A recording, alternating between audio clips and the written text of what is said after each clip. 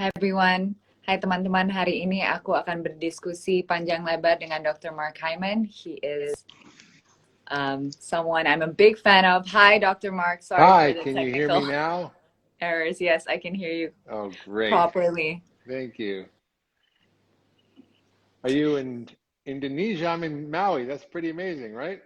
It's pretty amazing. I'm in Bali and you're in Maui. Yeah, How two life has very, changed since the pandemic, huh? We get to it's be where we true. want to be. It's true, right? It's fantastic. Well, I'm so excited to introduce you to all of my followers. Dr. Mark Hyman is a great functional doctor. He's also a family physician, so he understands traditional medicine too. And for me, he is someone who's very concerned over not just the health of the individual through food that he considers as medicine, but also for the health and the happiness of the planet. So thank you so much for doing the work that you do. Sorry, I'm a Of bit course. frazzled over the mic and everything. Oh, it's okay. Technical problems. That's the least of our worries. We have bigger things to worry about. uh, so I just finished reading your book, The Pegan Diet. What what a unique name for a diet. I wanted you to explain what it is. I know Yeah, it's a mix of the paleo and vegan diet. Paleo, which is a high fat, low sugar, low carb diet mixed with a all plant-based vegan diet. How does that work? yeah. And It sounds like yeah, a I'm total excited to hear all contradiction, about right? it because us actresses, we want to be slim, fit, fabulous, Right, right. and Yeah, we well, want to share that with the world. people are just so confused, and every day there's a different diet. Every day we should eat this and not eat that, and we hear we should be paleo, we should be vegan, we should be keto, we should do intermittent fasting, we should be low fat, low carb. Everybody's just confused. And Mhm. the origin of the Pegan diet was basically a joke. Okay. I was sitting on a panel with a couple of friends. One was a doctor who was a cardiologist who was vegan, pretty militant vegan, and the other Hmm. was a paleo doctor, and they were fighting back and forth like cats and dogs. And I was like, man, if you're paleo, you're vegan, I must be pegan. And I made a joke because there was so much tension in the room. And everybody laughed. And then I thought, oh, maybe there's something to this. And I went home and I started thinking about it and realized that they're identical except for where to get protein, animals or grains and beans. Otherwise, the basic foundational principles of sound eating are the same. We should all be eating real whole foods.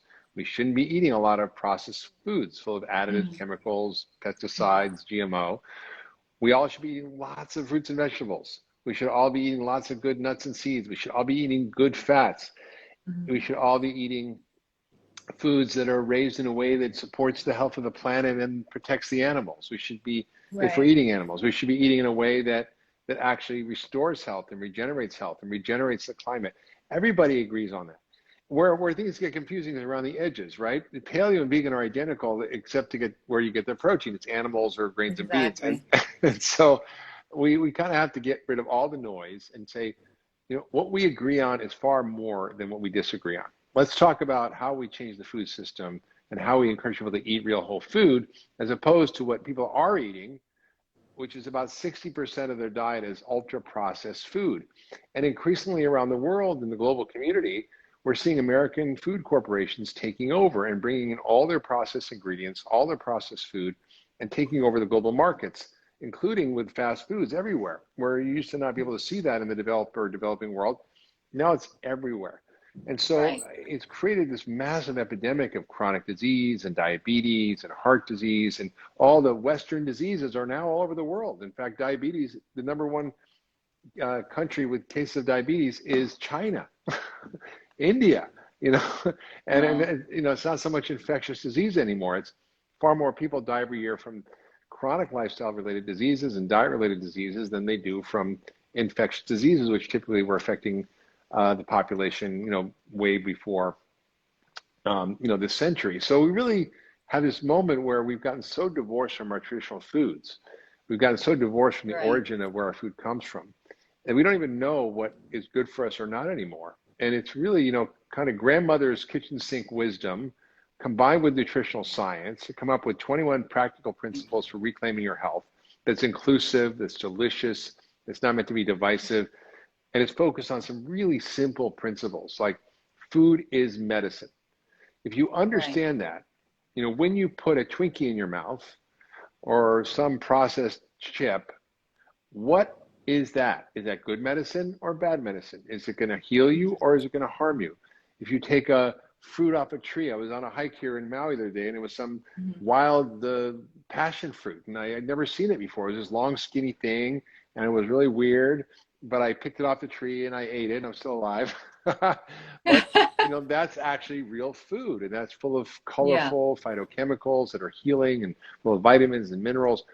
It's very different. And when you understand that it's not about the calories, everybody's, oh, we have to eat less calories to lose weight, or we have to eat less calories. Yeah. It's not Yeah. about the calories. It's about the quality of the calories. So the Yeah. quality of a grass finished cow is different than the quality of a feedlot cow. The quality of an heirloom Yeah. grain grown, in a regenerative way is different than a wheat grown in a monocrop field sprayed with all sorts of chemicals Right. and super starchy and very different. Even though they're all grains, they're all meat, they're very different in quality. So quality really matters, and food is medicine is really the guiding principle of the vegan diet.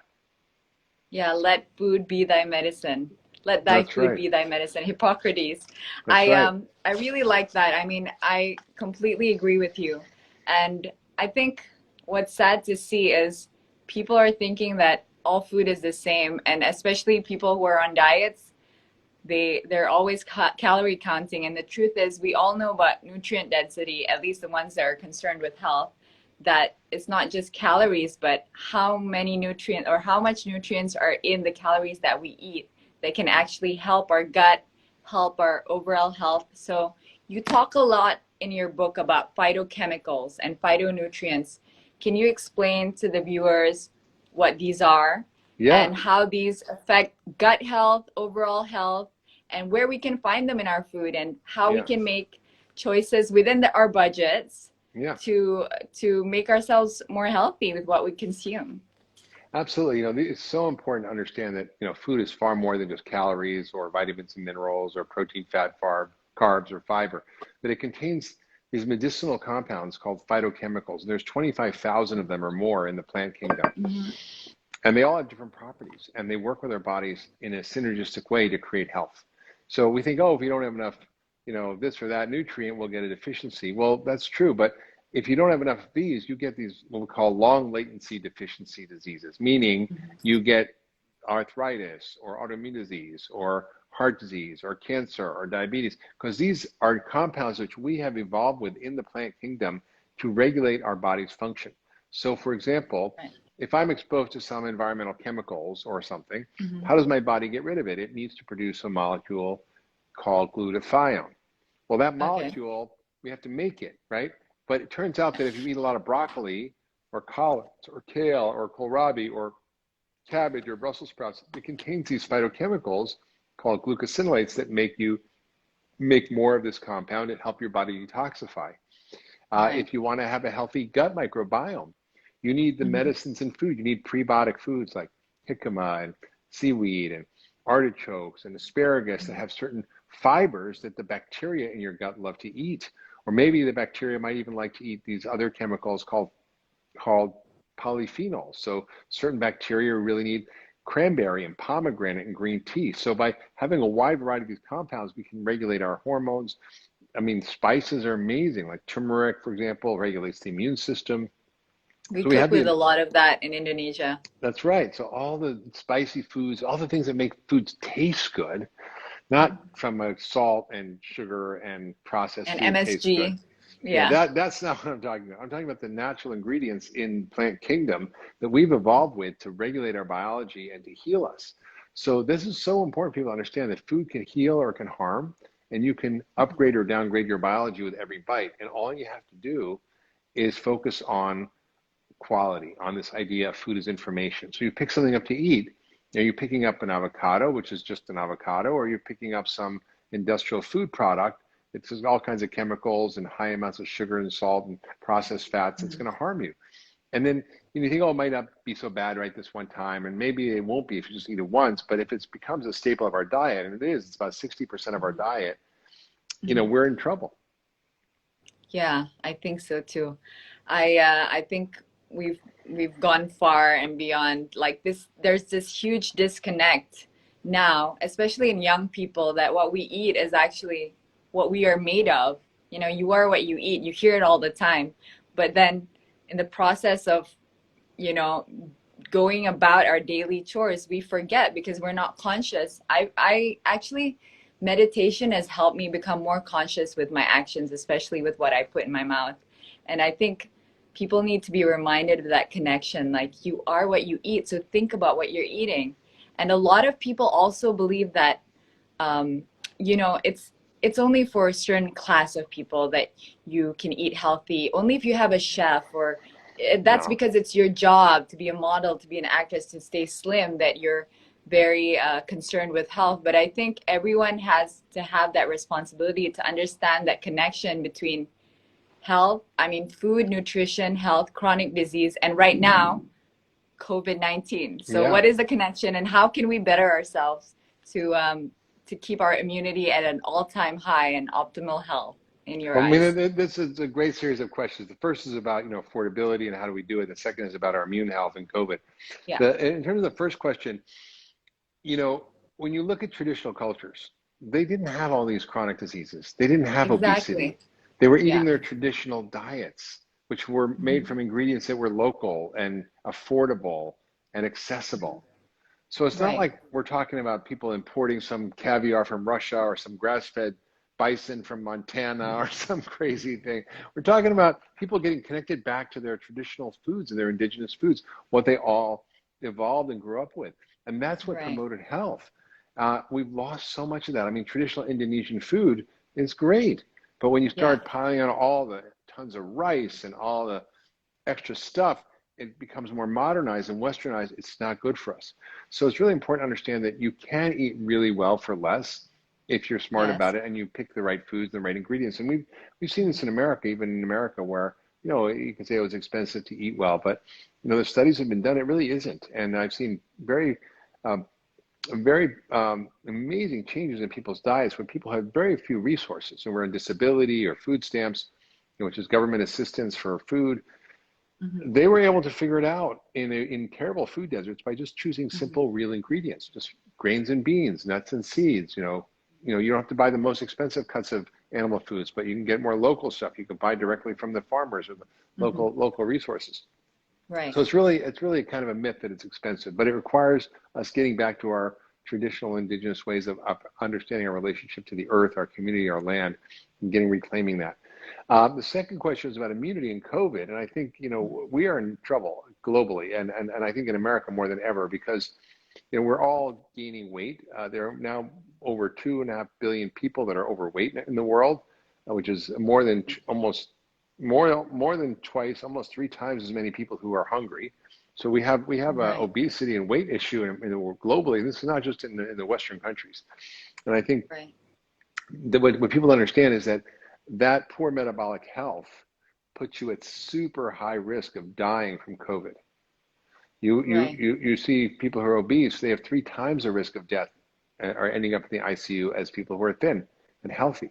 So the biggest thing you can do during COVID is not to indulge in all sorts of sweets and starchy foods and comfort foods, but to double Comfort down on your foods. Yeah. health. Yeah, double down on your health and eat more according to what I would say are the Pegan principles, which is real food and lots of fruits and vegetables and lots of good fats and nuts and seeds and clean protein.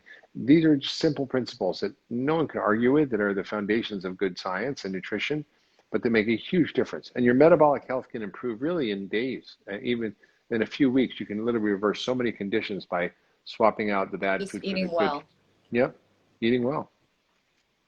Wow. Well, a lot of friends have asked me, what is a functional doctor? Like, the term functional medicine for us is still Yeah, quite yeah. foreign here Sure, in of course, of Indonesia. course, of course. So can you explain what it is and the Yes. principles that guide it and the systems and how it's connected to our whole bodily functions? Really Hmm. need to know this before we move on to Well, I think the I next questions. yeah. I mean, I think I'm sort of an ecological doctor. I see how everything is connected. I see Right. how all the body is not a bunch of separate organs and parts. That it's one system.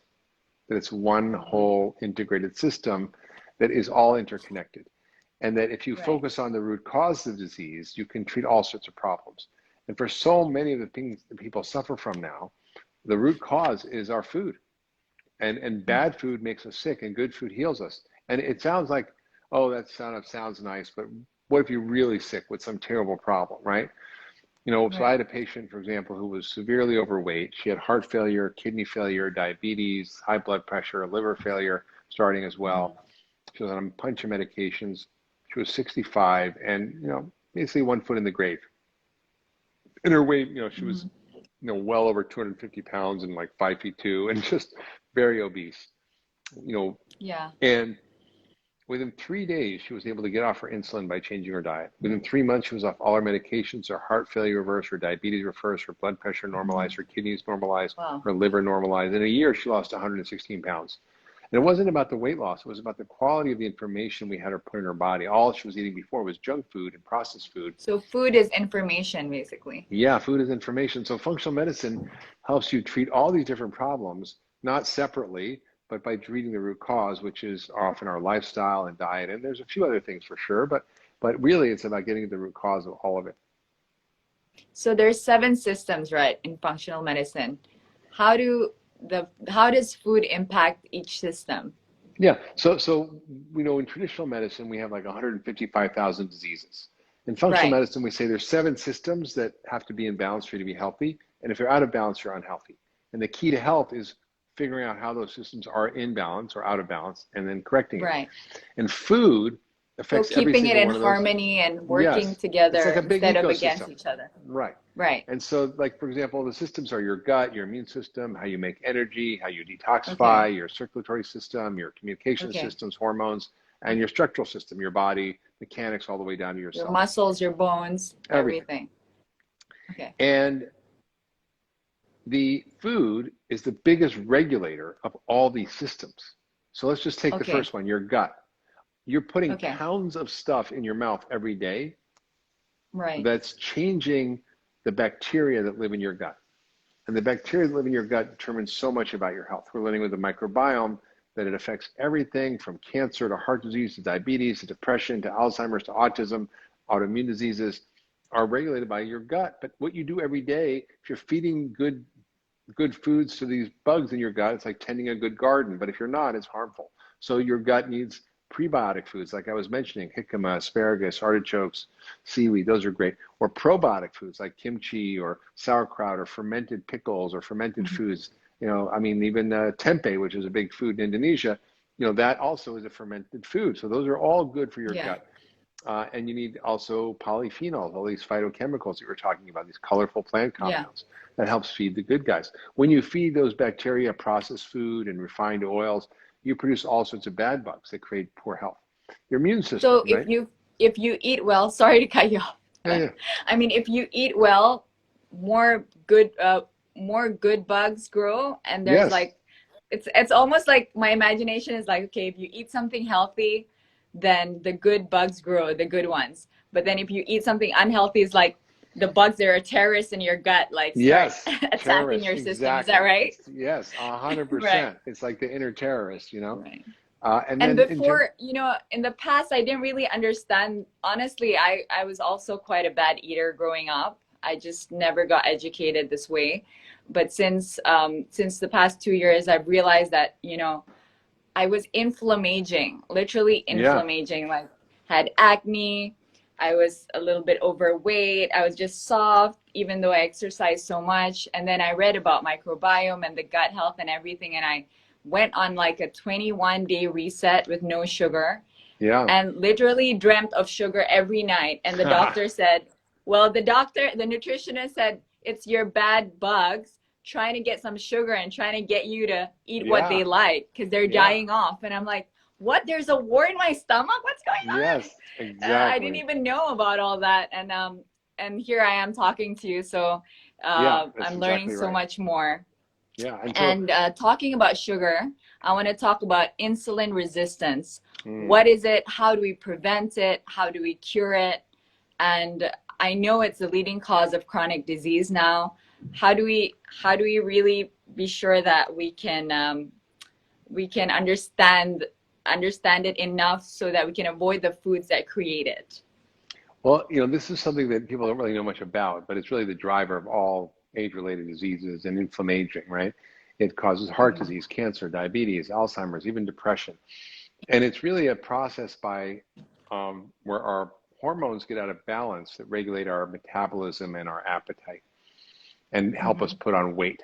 And when we eat starch and sugar in the amounts that we're eating, which is increasing around the world. In America, it's about a pound a day per person of flour and sugar, which is a lot. And it Right. could be rice, it could be whatever, white rice.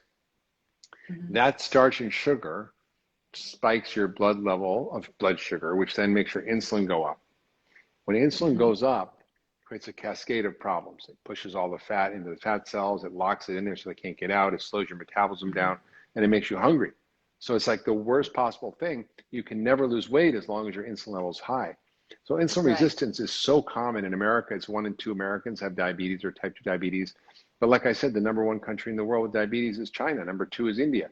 You know, and increasingly in Indonesia and other places, we're seeing increasing rates, even in lower body weight. So that's the problem. If you're Right. Asian or Yeah. you're from, Indonesia or Asia, at lower body weights, without even being very overweight, with a little bit of belly fat, you can become insulin resistant, and that leads to all the same problems and the risks in terms of Mhm. heart attacks, cancers, and strokes, and so forth.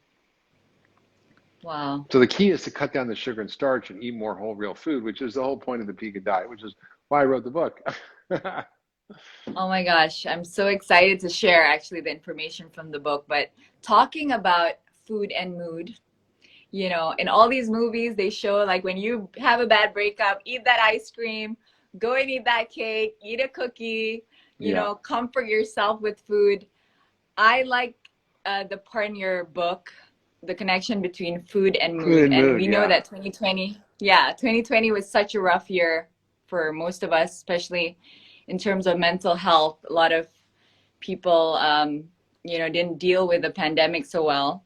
So I wanted to ask you, how do we combat depression, anxiety with the foods we eat when our mind says, okay, sugar is what heals, sugar is comfort, sugar will give us the high. What kind of foods can we replace that with?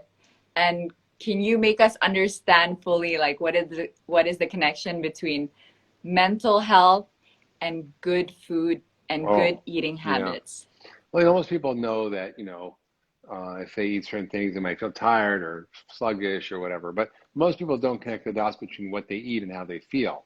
And it turns out that Exactly. your brain responds to what you eat. And if you eat bad food, you will have bad brain function. And if you eat good food, you'll have good brain function. And this is not just Right. theoretical. We know, for example, that if you, in large clinical trials, they swap out junk food and they give them healthy food. One large trial Mhm. was called the SMILES trial, I think in Australia. Yeah. They were able to reduce depression as much as any medication or better. We know that Right. it affects behavior too. We know in juvenile delinquents you could reduce the violent behavior by 91% by getting rid of the junk Wow. food and eating real food.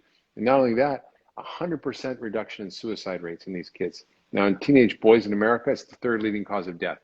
So imagine if there was a drug that could eliminate suicides 100% in kids. Wouldn't that be a blockbuster drug? But that's what food can do. That would be Food is great. that powerful. So it's really important to understand that food plays a huge role in your mood and energy and focus and brain function, and that people often think, oh, I'm depressed or I'm anxious or I'm whatever. It may not be that that's their inherent personality. It may be because their diet is screwing up their brain function, and by switching their Wow. diet to eat a real whole food diet, they can actually really do very well. That's great to know. So if you don't eat well, it also kind of stunts your intellectual development.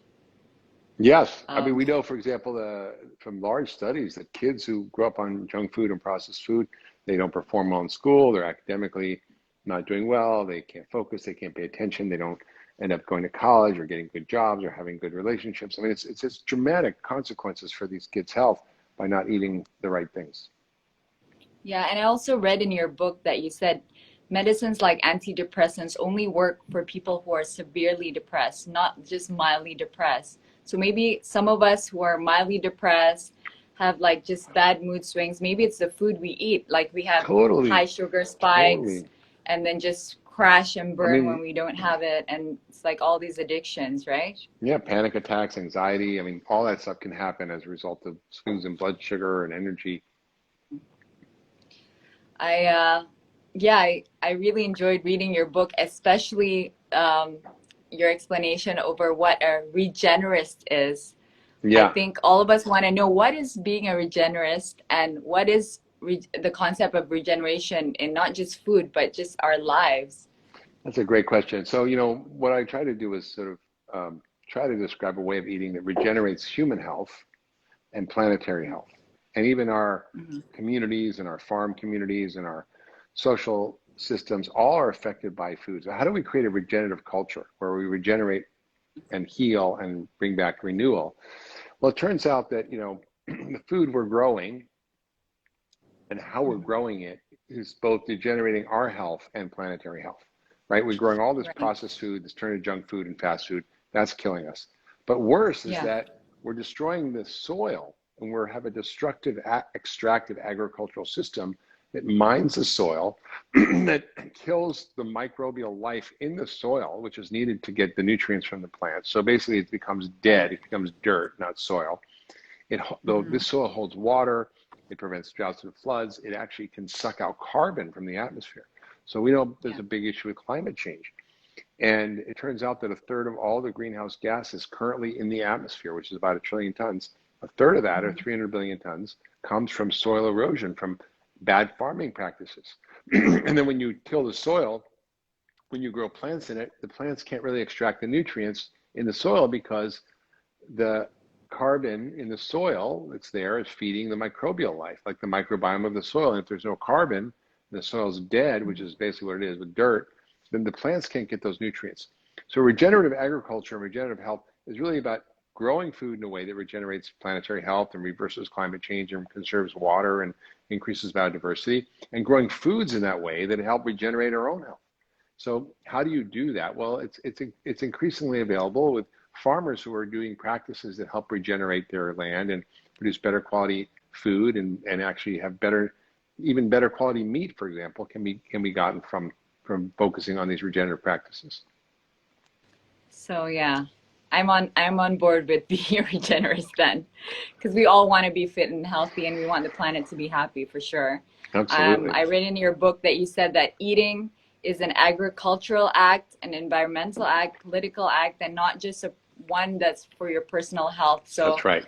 I think, I mean, in Indonesia, honestly, I don't know at the moment if they have websites like the ones you suggested where to get like local, organic, great produce at your doorstep.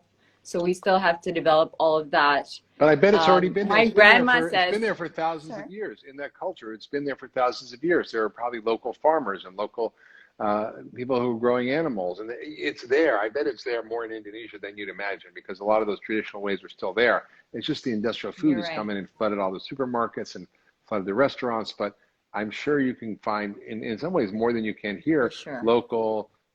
And they might not call it regenerative, they might not call it organic, but it's food that's grown in traditional ways and traditional species of foods, and not GMO foods and not weird seeds, but actually they're traditional food.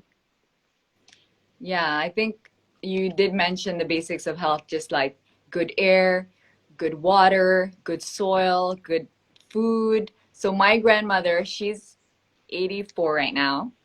And she says, actually, the people who eat the best in Indonesia, and we're the biggest archipelago in the world, are on like these little islands. They're like super poor or like the super rich who have chefs and nutritionists and who can, get and source these foods. So the middle ground here, like most of us, that's the danger zone because you Yes. go to supermarket, you don't have the time to kind of source for special kind of indigenous foods. So I think my grandma is very wise in that sense. I think I'm starting to believe it She's for sure. right. She's 100% right, for sure. Yeah, so that's what I'm trying to, that's why I want people to read your book because I feel like it will empower them to take control over their health, take control over the decisions that they make, know that whatever they're consuming is also making an impact to the world, to the Yeah. environment. The choices they make are actually giving farmers more power to grow the food in a healthier way. Can you explain Absolutely. how powerful that is to choose foods that can actually change Well, yeah. agricultural methods in a sense? Yeah, I mean, listen, it's happening, and people demand different foods. They're provided. So you've got a lot of these big companies now that are buying up other companies that are producing healthier food because they want to. The consumer wants that. Or there are companies like General Mills and Danone, which are a big Yeah. yogurt or cereal company. They're actually Mhm. funding farmers to grow food in a regenerative way. They're teaching farmers to convert over. So there's the real change Mhm. that happen when we as individuals make choices. We vote with our vote, we vote with our dollars, we vote with our fork. Mhm. And so those Right. choices matter. So imagine if everybody tomorrow stopped shopping never went to McDonald's again, or never bought a Yeah. Coca-Cola again. It would change Yeah. the world. It would change Yeah, the that would world. change the world. We Mhm. have the power. We have the dollars. We have the power. So, or whatever currency is the bot. As what is it in is it Rupiah, Rupiah. Indonesian Okay, okay, rupiah. okay. And Rupiah, and but we don't realize how strong that is. And so our consumer choices make a big difference in driving the market, in driving governments, and driving policy. Right. Indonesia is a big population. We're the fourth biggest population in the world. Really? So I think you talking to us, it's I hope it'll make a huge, huge difference. And I wanted to share a little bit about your book. I really enjoyed reading it. A lot of eye-opening information. But if anyone out there wanted to start on this vegan diet, how do they start and what are the guiding principles? Well, so the first thing is just to understand that whenever you make a choice of putting something in your mouth, ask yourself a simple question. Is this food or is this a food-like substance? Is this something Right. that was made in nature or that God made, or is this something that man made? Now, not everything that's made by men and humans is bad, but it's a very simple idea. The second question is, what's the quality of this food? Is Mhm. it some feedlot piece of beef, or is it something that's grown by my local neighbor who has grass-fed cows, right? Think about the quality. And then the real key is really simple, is as best you can, eliminate industrial processed food and eat real Right. food. It's so Right. simple. I always joke and I say when I speak to churches or I speak to faith-based wellness community, I say it's really simple. Ask yourself a question. Did God make this or did man make this? Did God make a Twinkie? No. Did God make an avocado? Yes. It's pretty simple. Even a third grader or a kindergartner could understand this concept. And so, whatever you're choosing, just choose real food. If you just start there, think about how Choose many real steps it food. took to get from the field to the fork. Was it Right. did it go through a bunch of factories, or did someone just pick a tomato and then it's Pick in it your and you can yeah, just peel it and eat right, it.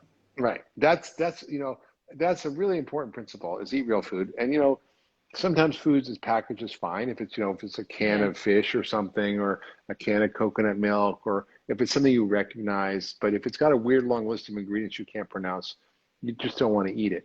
And then you want to really double down on eating lots of plant foods. And I don't say be vegan, but I say make sure it's plant rich. 75% of your Right. plate should be veggies. You want to also include a lot of good fats, so avocados, olive oil, nuts and seeds, coconut, good fats that help your body function better and cut the hunger. Right. And then of course, you want to make sure if you're eating animals, not everybody, Right. and there's a whole chapter on how to be a healthy vegan, which is not easy to do, but it's possible.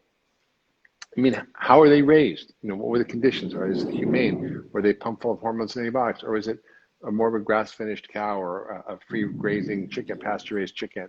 Or maybe even better, some wild food. I mean, I'm in Maui here, and there's tons of wild deer and boar that have got out. Right. And so, there's all kinds of ways to eat food that's more traditionally raised. And I think if we stick to those principles, all of us will do so much better for our health. Yeah. But the I think the difficulty and the challenge is how to create these new habits because natural foods obviously it goes bad faster. So you have to go to the grocery store more often, you have to go to the market, the local markets to source more often and that's a new habit for many of us living the modern, fast-paced life. Yeah, So what are your yeah, suggestions? Because in the book, I loved your story about how you go to the grocery store with your children, you plan meals together, you talk yeah, yeah. about nutrition, you cook together, create new recipes full of nutritional food, and your kids kind of understand this, have this connection since they were young. They're so lucky, we, you know, we mere mortals, we we kind of get sick first, and then we're like, oh, how do we get better? Oh my God, what happened? Am I eating the Right. wrong stuff? Should I take medicines? And Yeah. I feel like now I understand that medicine, a lot of medicine is just alleviating the symptoms, but not actually getting to the root cause. And That's that's right. why I love functional medicine and reading about it, because Yeah. you want to get to the root cause, even with mental illness or Of course. traumas. Of You course. want to get to the root cause, like why? Why did you become this way? Why did you get sick mentally, physically? What are you doing every day that causes that to, you feed the disease instead of feeding the health? What can you do to feed the health? So can you just maybe enlighten us, shed some light on how you manage to change habits for young people or your patients, I so mean, that we can start using yeah. those principles and change our I mean, lives? first it's education, right? People have to Yeah. understand. Then it's motivation, right? Why? What's the Mhm. why for people? Is it because they Right. want to feel better? Because Right. maybe you want to go play with your grandkids, or maybe because you want to go on an adventure and you don't feel well enough to go, or Mhm. maybe you want to be able to be more devoted to your mission in life and in work and be successful, which you can't do if you don't feel well. So figure out the Right. motivation. So education, motivation, and the last principle is really collaboration, because our connection, because we Okay. do better together. If we try to change on our own, it's very hard. So whether it's a health coach, whether it's a friend, whether it's a group, Okay. whether it's your family members, finding a buddy, an accountability Hmm. buddy, I call it, and Finding a friend. Yeah. a friend. Yeah, I say friend You power said is friend way power in the book. yeah, friend power is way more important than willpower, because you really try to white Right. knuckle it, you're not going to win. And if you can have someone in Right. your life or a group, I mean, that's what we did with this big church. We got, 15,000 people who met in 5,000 small groups and shared together how to help each other. And they were amazing. They lost 250,000 pounds. They got healthy. It was really through the power of the community. And I always say, community is medicine. Food is medicine, but so is community. So is community connection, personal connection, love, all that is also contributes to good health. Um, I wanted you to expand on how you built those habits in your family. Like, how did it start? Like, how often do you sit down, write recipes? How Yeah, do you I mean, educate I've your always been children? into it. I mean, my kids are older now, but I always was into it. And we had a garden from when they were little, so they planted the seeds, Right, they watered the seeds, they weeded the garden, right, they saw the vegetables grow, they picked them off the garden. We then prepared them in the kitchen. I mean, we created a whole experience for them, so they were in direct relationship to the food. And then I got them in the kitchen, even when they were great. like babies. My son was like, I think it was maybe 10 months old. And he's like making flour and making a mess with everything. It's okay. And we had a book called Pretend Soup, which is a whole bunch of recipes for kids that are healthy that you can make with your kids that are fun. Right. So make it fun, and I think involve them. We didn't see cooking as a chore. We saw it as a privilege and as a time to Right. gather, put on fun music, to prepare food together, to enjoy food together. It was more of a rich family ritual, and we ate dinner most nights together. I mean, I was very deliberate about it, and it turns out that when you have family dinners where people are eating together and hopefully good food, that the kids Yes. are less likely to be overweight, they do better in school, they're less likely to have eating disorders, less likely to have addictions or alcohol problems, depression, Hmm. suicide, all dramatically goes down simply because you sit down with your kids and have dinner. It's really pretty Have dinner, amazing. have a good conversation, share love. No, that's true. There's such a huge disconnect. Like my little cousins, they can't connect that the chicken they see running around is the chicken that they're eating. Like they can't connect that that is the same animal. So I really do feel that the kids nowadays need more education in terms of nutrition and what they're eating. So thank you for that. I like how you said a new, like eating well is a new skill, so it takes hard work. It takes dedication and requires a lot of focus and attention, just like a marriage. Yeah, it's true, Um, but the truth is, once you learn the skill, I mean, say, well, you can drive a car, but like, it's a little scary to drive a car. It's a big thing. It all can go wrong. But everybody, figures out. You take lessons, you learn, and then it's pretty easy to drive a car, right? And the same thing with cooking. Once you learn right, the basic skills, if you don't know how to chop right, a vegetable or peel garlic or how to stir fry anything or how to roast or bake, if you don't know the basic principles, it's very hard. But if you learn those Yeah. principles, which are not rocket science, and most of us are really good at operating our phone, if we can do that, we certainly can learn how to cook. Then all of a sudden it becomes easy and fun and doesn't have to take that much time and it's not that arduous and you can enjoy delicious food together with the people you love. It's really one of my favorite things to do is just make food with people and eat and be together and have fun. That sounds so good. Thank you so much for the beautiful talk. Guys, if you have a chance to get the vegan diet, it's great. How to maintain, how to get healthy, how to stay fit, stay fabulous, maintain it. And what I like about your diet is actually, why don't you sell the book a little bit? Because there's this ketogenic diet, all these therapeutic diets like immuno-paleo diet. It's confusing and it's bewildering, and I don't even know where to start. What's the difference between those diets and yours, and why should we Well, there are different buy your book and believe in you? Yeah, there are different therapeutic diets out there that are applicable for different people, but there's a common set of nutritional principles that Right. almost all scientists agree on. And you mix Okay. that with little grandmother's kitchen wisdom, and you get a set of principles that can guide you in eating that are not extreme, that are not, eliminating huge categories of food, that allow you to choose food as medicine with quality and deliciousness and enjoyment. And Right. and it's really giving you the tools you need to understand how to work with your body and how to eat real food. Because if it's like an instruction manual. I mean, how many of us got an instruction manual that came with our bodies? I mean, did you get one? It wasn't strapped to my leg when No. I was born. No. Right? The iPhone has one. Yeah, I see right. like The our iPhone lives has an like that. instruction Like we manual. need guiding principles, right? Right. For to function well in this world. Right. And so this is really designed to be like a guidebook for your human body on how to take care of it. We only get this one body. We need to learn how to nurture it and fuel it and take care of it properly. And most of us just have no clue how to do that. Yeah. Thank you so much for shedding your beautiful light on this confusing world and complex world of nutrition. Thank you so much, Doctor.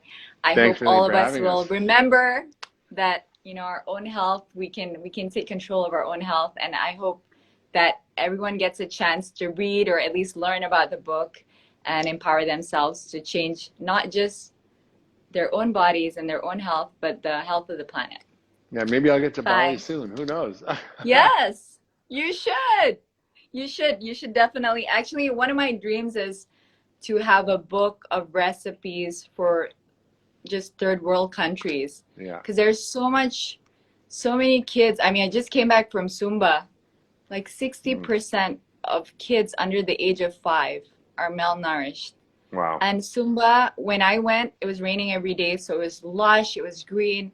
The vegetation was amazing. Like how are kids over there malnourished? Like there must be some old wisdoms that Of are course, we just gone now. People don't lost know it. what to Yeah, eat. we Yeah, lost it. so It's true. I'd love to just invite you over and just be That would like be a fun. vampire and suck all that knowledge and good stuff All right, to better you can my do country. that. You can do that. Well, thanks so much for having Thank me you on so your much. Instagram Live. It's been great chatting. Good luck, everybody, and I just wish you all good health. Thank you. I'm also filming this, so I'll get subtitles so the Indonesian viewers can watch it on YouTube. Thank you so much for joining me, and have a fit, happy New Year. Bye. Thank you.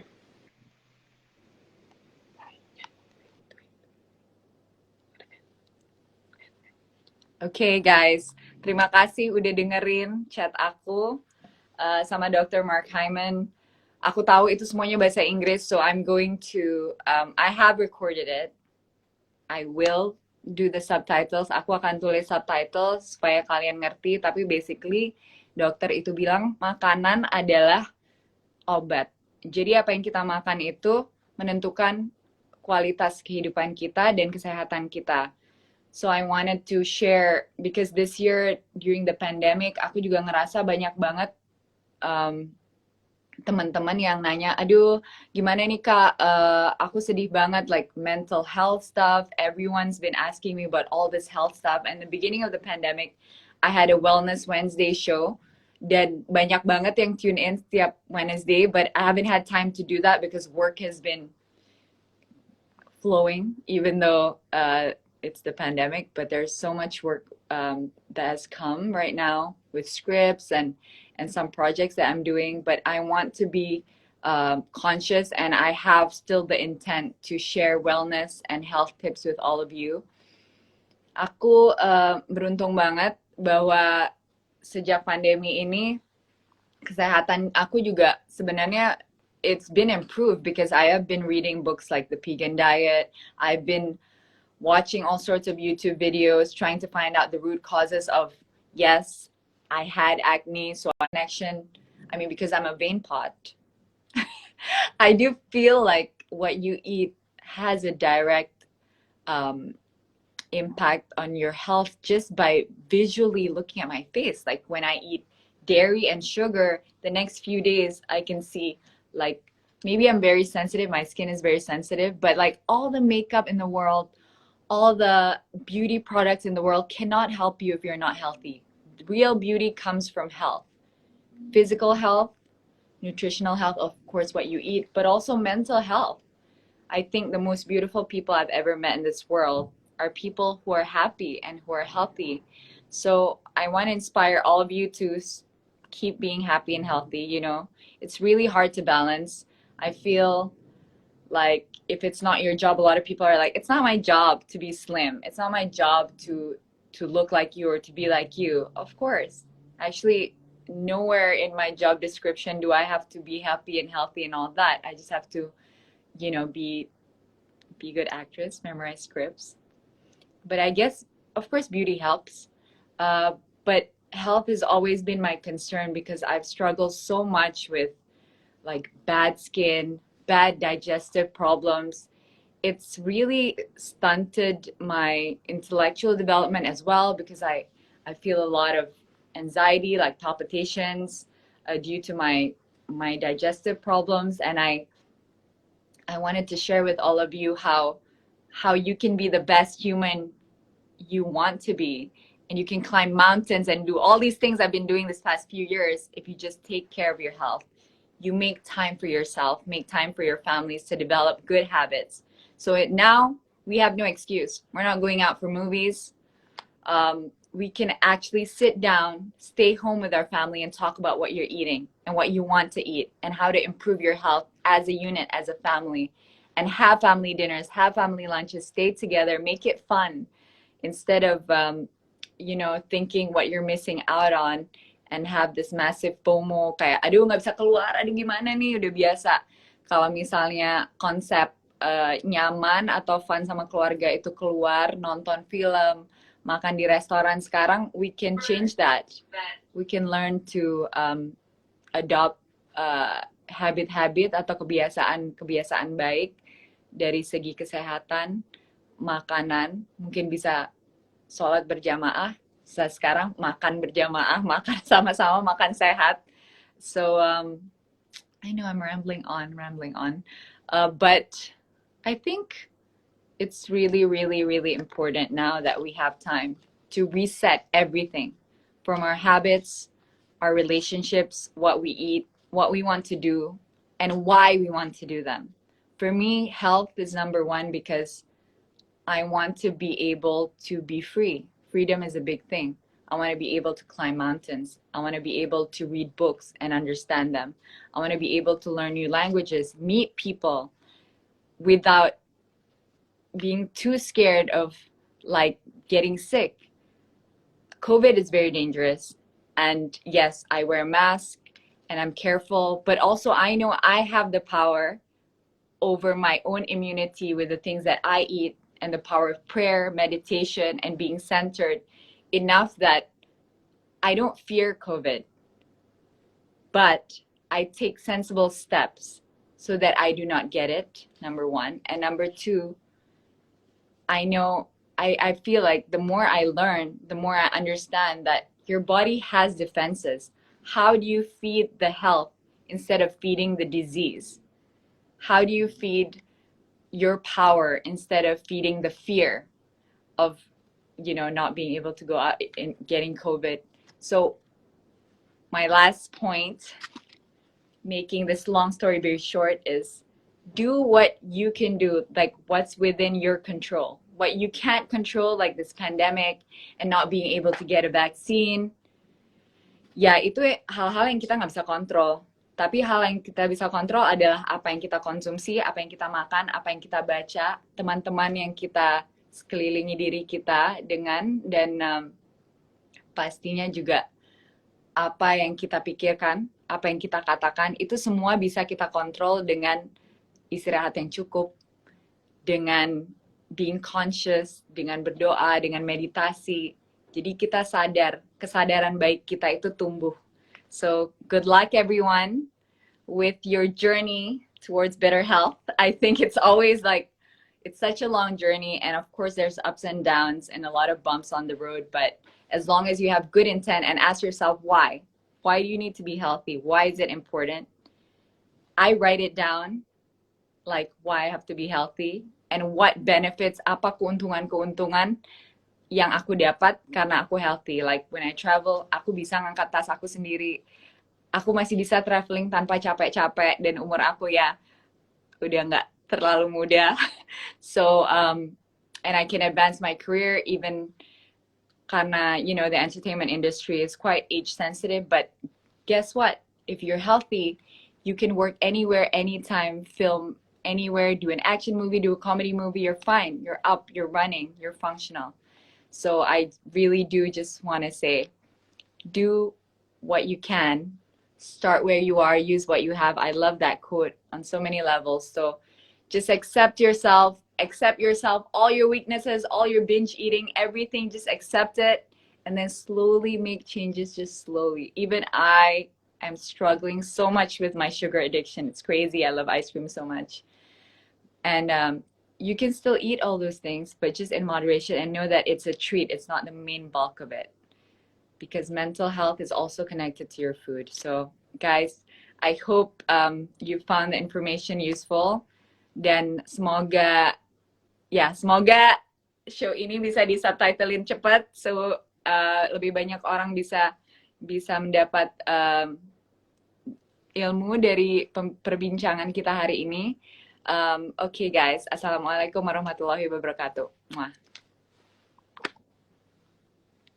How do we end it?